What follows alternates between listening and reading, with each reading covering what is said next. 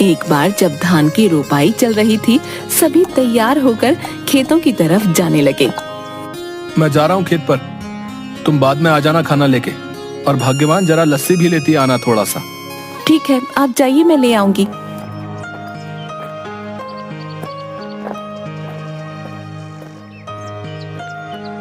चंदू खेत में पहुंचता है, थोड़ी देर काम करता है, तभी खेतों की मेड़ों पर दो आदमी चल रहे होते हैं।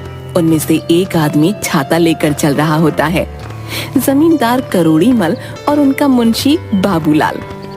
साहब, यह है चंदू, सुना है इसकी फसल बहुत अच्छी निकलती है। इस बार 8 बोरी चावल के लिए इसे बोल देते हैं। करीब है, 2 पैसा कमा लेगा तो दुआ ही देगा। ठीक है बाबूलाल, जाके इसे बता दो। जी मालिक।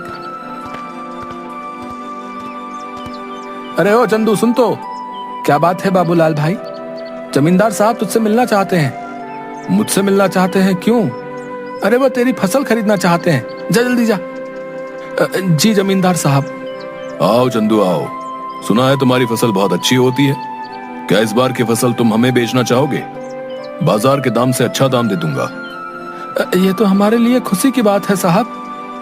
तो फिर ठीक है, जिस दिन फसल ठीक से तैयार हो जाएगी हमें बता देना, हम आदमियों को भिजवा देंगे। तुम्हारी फसल काटने में वो सब तुम्हारी मदद करेंगे और तुम्हारे घर पर पैसे भिजवा देंगे। उसके बाद जमींदार चला जाता है। चंदू फिर से खेत में वापस आकर काम करने लगता है। थोड़ी देर बाद मीना वहाँ आ जाती है। सुनिए जी, आ जाइए, आपके लिए खाना लेकर आई हूँ, और हाँ, साथ में लस्सी भी लाई हूँ। आता हूँ। इसके बाद चंदू मीना के पास पहुँच जाता है। लाओ लाओ, बड़ी भूख लगी है।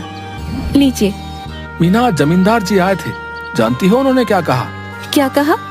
उन्होंने कहा कि वो हमारी इस बार की फसल खरीदना चाहते हैं और बाजार से अच्छे दाम भी देंगे।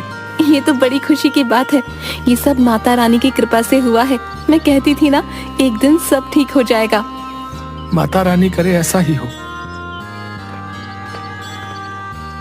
इसके बाद दोनों घर चले जाते हैं। इसके बाद चंदू सो जाता है। चंदू शाम को उठा और घर के आंगन में लगी क्यारी से सब्जियां निकाली। मैं ये सब्जी बेच के आता हूँ, ठीक है? सुनिए, आप समय से आ जाइएगा, रात होने से पहले। ठीक है। उसके बाद मंडी में सब्जियां बेचकर वापस आते वक्त एक मछली के ठेले के पास। मछली कैसे दे रहे हो भाई? भाई चंदू सुनो, तुम ये दोनों ले जाओ 100 रुपए में, मुझे जरा जल्दी घर जाना है। ये लो भाई 100 रुपए।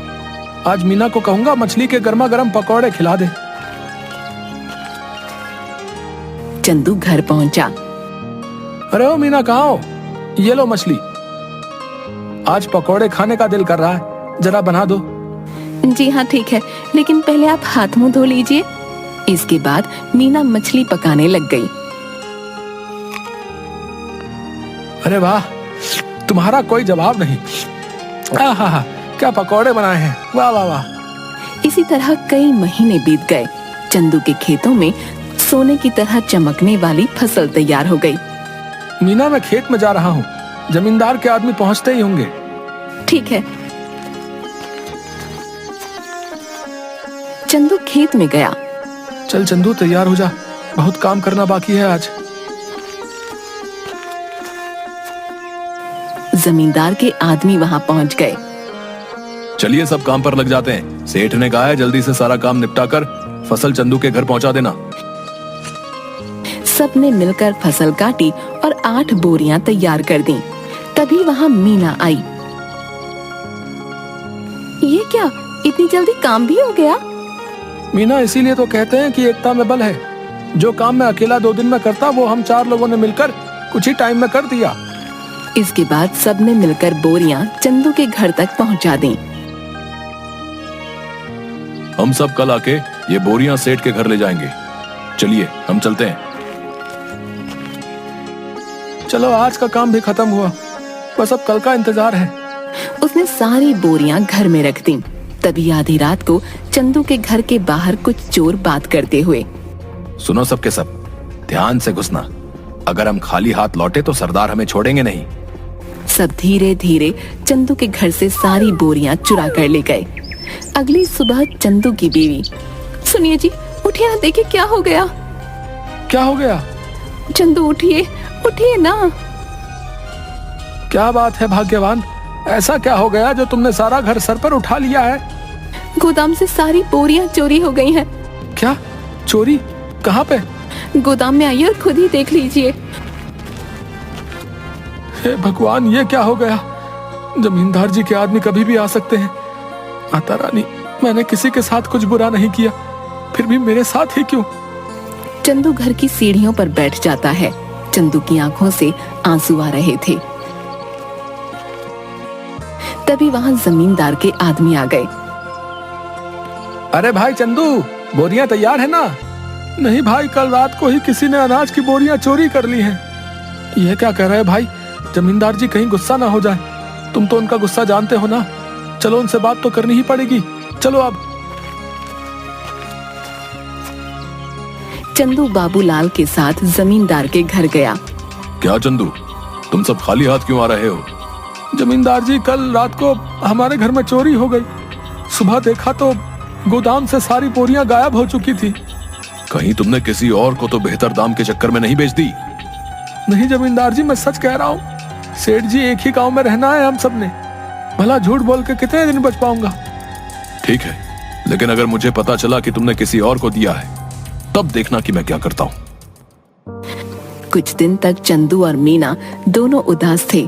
चंदू सब्जियों को बाजार में बेचता और जो भी कमाता उसे बहुत ध्यान से खर्च करता। चंदू खाना खाने बैठा। सुनिए ना, कितने दिन हो गए हमें इस तरह सब्जियां बेचते हुए, लेकिन हमारा घर मुश्किल से चल पा रहा है। घर के भी हालात ठीक नहीं है। हमारा गुजारा सिर्फ सब्जियां बेचकर नहीं हो सकता। पहले तो अनाज बेचकर हम अच्छे खासे पैसे कमा लेते थे, जिसमें साल भर थोड़ा थोड़ा करके घर चल जाता था। लेकिन अब तो हमें अगली फसल के पक जाने तक इंतजार करना होगा। आप बताइए ना, ऐसे कैसे घर चलेगा? मैं जानता हूँ, लेकिन मैं क्या करूँ, समझ नहीं आ रहा।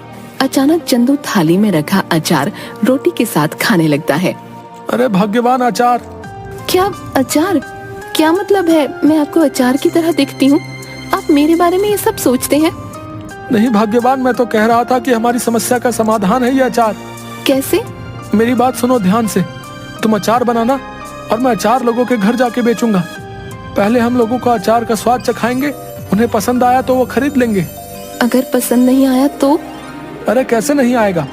मेरी मीना ने जो बनाया है, अंग्रेजी में क्या कहते हैं, फंटास्टिक अचार बनाती हो तुम। है आपने अंग्रेजी कब सीखी? तुम मुझे कम मत समझो। What are you doing? I am very well. देखा? आप तो बड़ी अच्छी अंग्रेजी बोल लेते हैं। दोनों हंसने लगते हैं। इसके बाद मीना अचार बनाने लगी और मीना ने अचार डिब्बों में पैक कर दिया और चंदू चल पड़ा साइकिल लेके। चंदू एक घर पर जाकर रुका। घर पे कोई है भाई? अरे चंदू भैया, आप यहाँ कैसे? ये क्या ले आए?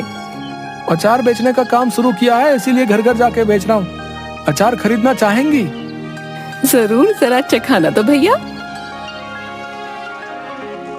औरत ने अचार चखा तो उसे बड़ा पसंद आया। भैया ऐसा करो, 1 किलो दे दो। कितना हुआ? 150 रुपए में। ठीक है भैया, अभी पैसे लेकर आती हूँ। चलता हूँ बहन।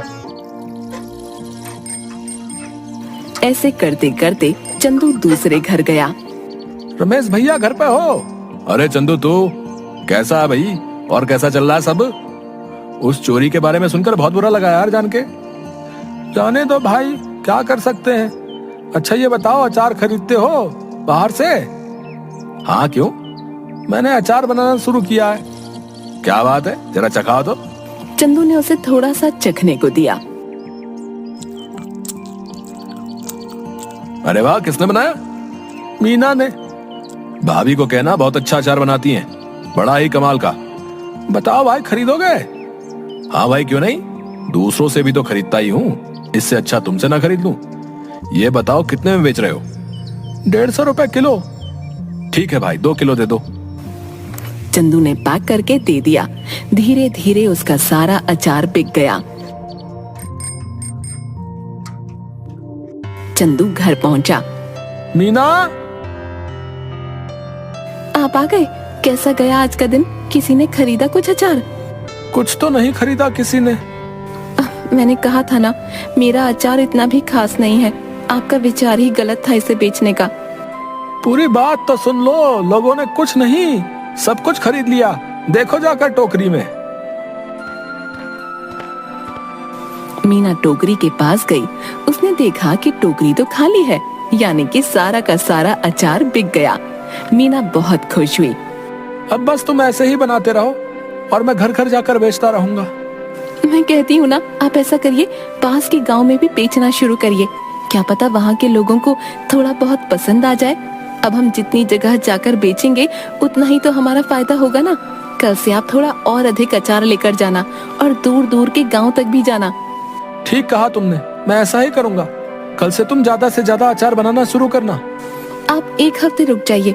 एक हफ्ते में बहुत सारा अचार बनाकर तैयार कर दूंगी। उसके बाद आप बेचना शुरू कर देना, क्योंकि अचार पकने में भी तो समय लगता है ना। ठीक है, तब तक मैं सब्जियां बेच दिया करूंगा। इससे हमारा घर भी चलेगा और हमें नुकसान भी नहीं होगा।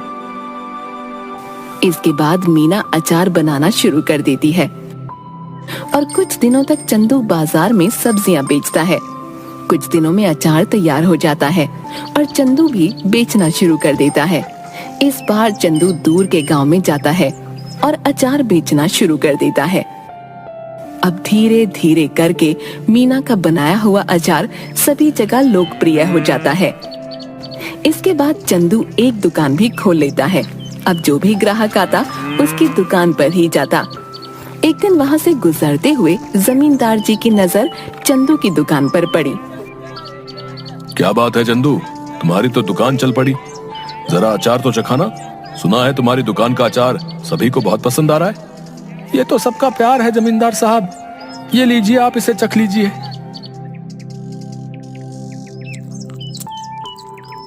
ये तो बड़ा स्वादिष्ट है। ऐसा करो, हमारे घर पर 60 किलो अचार पहुंचा देना। हमारे यहाँ बहुत बड़ा भंडारा है। एक हफ्ते में हम तुम्हारे घर पर कुछ लोगों को भेज देंगे रात को, इसलिए तुम सारा सामान तैयार रखना। जी जमींदार साहब। रात को जमींदार के लोग चंदू के घर नहीं पहुँचे। रात भी काफी हो गई थी। ऐसा करिए, आप सो जाइए। अगर कोई आया तो हमें पता चल ही जाएगा, तब उठकर उनका सामान उन्हें दे देंगे। तुम ठीक कहती हो, सो जाना चाहिए। क्या पता वो आज ना आए। चलो सो जाते हैं।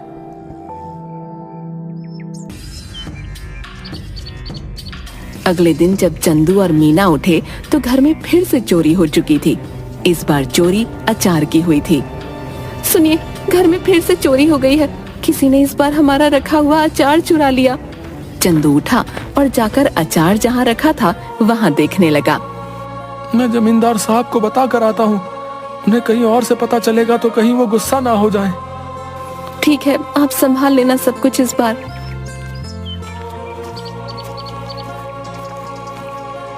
चंदू जमींदार साहब के घर गया। जमींदार साहब, इस बार फिर से आपके लिए जो हमने अचार तैयार किया था वो चोरी हो गया। ये हमेशा मेरे साथ ही क्यों हो रहा है? मैं तुमसे कुछ भी मंगाता हूँ और वो तुम्हारे घर में चोरी हो जाता है। मुझे लगता है तुम मुझे अपना सामान बेचना ही नहीं चाहते। ठीक है, मैं भी नहीं खरीदूंगा आज के बाद तुम्हारा कोई सामान। जाओ। ऐसी बात नहीं है जमींदार साहब, अब खुद ही सोचिए, मैं आपसे दुश्मनी क्यों मोल लूंगा। आप चिंता मत करिए, मैं आपके लिए दोबारा से 60 किलो का अचार तैयार करता हूँ। ठीक है, अगर इस बार कुछ हुआ तब देख लेना। चंदू अपने घर गया और सोचने लगा कि अब इस चोर को कैसे रोके। इस बार चंदू ने बहुत सारे मटकों को एक जगह पर रखा और चला गया। अचानक आधी रात को आवाज आई। सारे के सारे चोर दर्द से चिल्ला रहे थे। अब जैसे ही चंदू उस कमरे में गया जहाँ पर अचार रखा हुआ था, तो वहाँ देखा सारे के सारे चोर जमीन में लेटकर चिल्ला रहे थे और अपनी आंखें मल रहे थे। ये क्या कर दिया? कोई बचाओ हमें। पानी पानी दो हमें कोई। अरे हमारी आंखें जल रही हैं।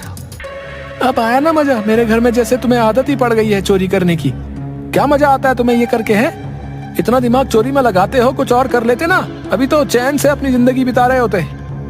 पर नहीं, तुम्हें तो चोरी ही करनी है। लो करो अब चलो बताओ, क्यों कर रहे थे चोरी? ये सब हम अपनी मर्जी से नहीं कर रहे थे। हमें सब करने के लिए बाबूलाल ने कहा था। क्या बाबूलाल? भला उसे क्या जरूरत पड़ गई? ये तो मुझे नहीं पता। आप हमें माफ कर दीजिए, अब पुलिस को मत बुलाना बस। ठीक है, नहीं बुलाऊंगा, पर मेरी एक शर्त है। अगर गांव में तुमने दोबारा कभी चोरी की तो मैं बाबूलाल की मदद लेकर तुम्हें पुलिस के हवाले कर दूंगा। ऐसी नौबत नहीं आएगी चंदू भाई, हमें माफ कर दो। इसके बाद चोर चले गए। अगले दिन चंदू जमींदार साहब के घर गया। उसने जमींदार साहब को सारी बातें बता दी। जमींदार साहब, ये बाबूलाल ही है जिसने आज तक हमारे घर में चोरियां करवाई हैं। तुम कैसे कह सकते हो कि सारी चोरियां बाबूलाल ने ही कराई हैं? क्योंकि कल मैंने खाली मटके गोदाम में रखवाए थे और दरवाजे के ऊपर मिर्च की थाली रखवा दी थी। जैसे ही उन्होंने दरवाजा खोला, उनके ऊपर लाल मिर्च गिर गई और उन सबकी आंखों में जलन होने लगी और वो चिल्लाकर पानी मांगने लगे। बस मुझे पता चल गया। मैं उनके पास गया तो उन्होंने तोते की तरह सब उगल दिया। इस बाबूलाल को पकड़ लो और पुलिस को फोन करो।